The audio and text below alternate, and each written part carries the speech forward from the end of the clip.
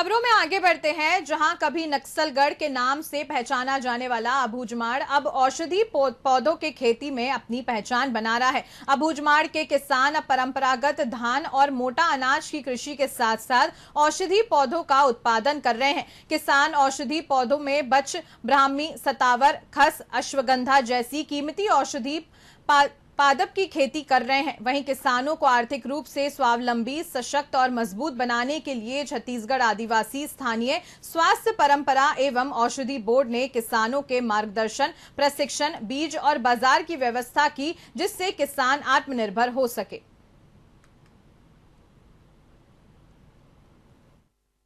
इस वक्त हम मौजूद हैं नारायणपुर के देवगांव में, जहां लक्ष्मी मात्रा के जो किसान है उसके खेत में हम मौजूद हैं।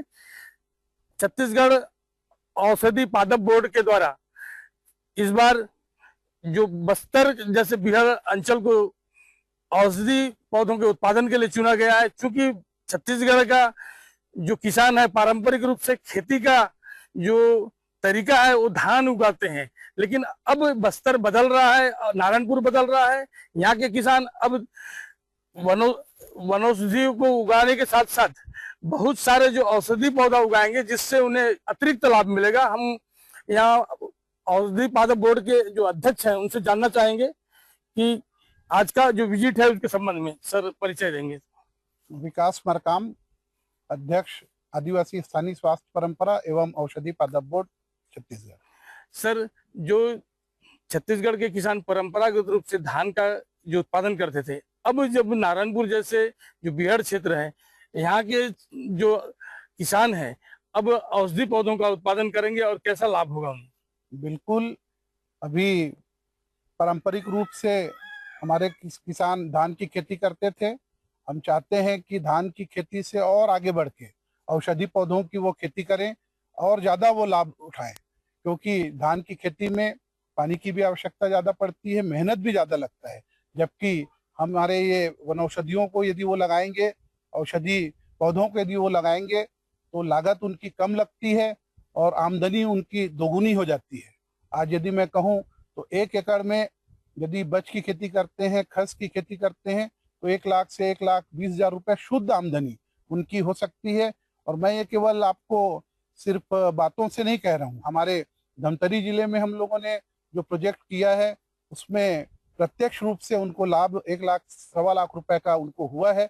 उस आधार पे मैं बस्तर के इस क्षेत्र में हमारे किसान भाइयों से कहना चाहता हूँ कि आइए, आप भी हमारे साथ जुड़िए और हमारे साथ औषधि पौधों का खेती करिए।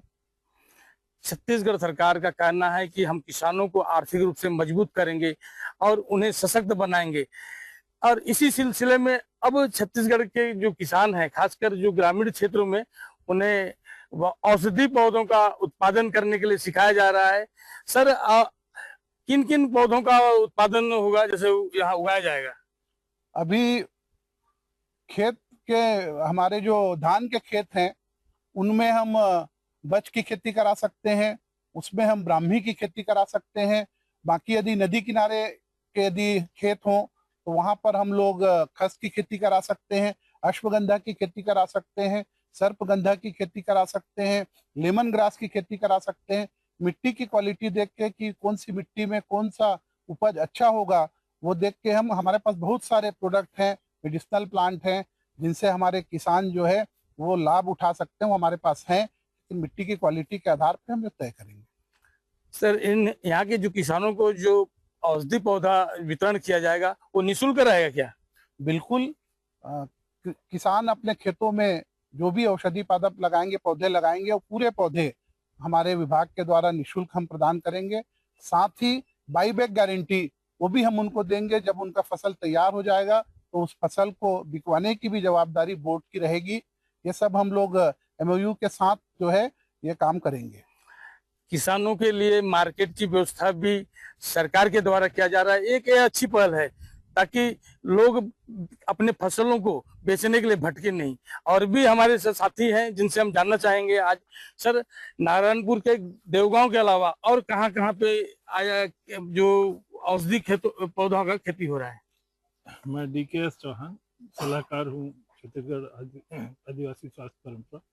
एवं औषधि पादप बोर्ड में मैं सलाहकार के रूप में कार्यरत हूँ। आप अभी यहाँ देवगांव में जहाँ खड़े हैं, ये 1 साल पहले ये हमारे साथ जुड़े थे और उन्होंने ये बस की खेती की है, जिसका अभी हम विदोहन भी करने जा रहे हैं। इसके अलावा हम नारायणपुर में भी हमारा मेन टारगेट अबूझमाड़ क्षेत्र है।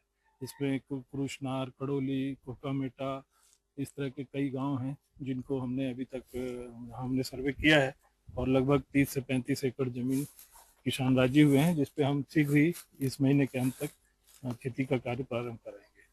और इसके अलावा भी जो है धमतरी जिला, आपका पेंड्रा जिला, रायगढ़, जसपुर, आपका बिलासपुर, महासमुंद, इन सब जिलों में, बिलासपुर और महासमुंद के अलावा आप ये हमारा रायपुर में भी कुछ स्थानों पर ये काम हम बोर्ड की ओर से कर रहे हैं। बीच में यहाँ के किसानों को धमतरी प्रशिक्षण हेतु ले जाया गया था। क्या यहाँ के किसानों के लिए नारायणपुर में ही प्रशिक्षण की व्यवस्था हो सकती है क्या? जो इस तरह के जो हमारे छोटे छोटे केंद्र अभी स्थापित हो रहे हैं, जो अभी हम जो प्रयास हमारे शुरू हो रहे हैं, तो ये बाद में हम इन्हीं स्थानों पर लोगों को प्रशिक्षण के लिए ला सकते हैं। जैसे कि ये हमारा देवगांव में ही ये जो बच का है, इसी स्थान पे हम दूसरे किसानों को, हमने अभी कड़ोली और पुरुषकार में किसानों को बोला भी है, वो कल सुबह यहाँ आके बच की खेती को लाइव प्रदर्शन देख सकते हैं।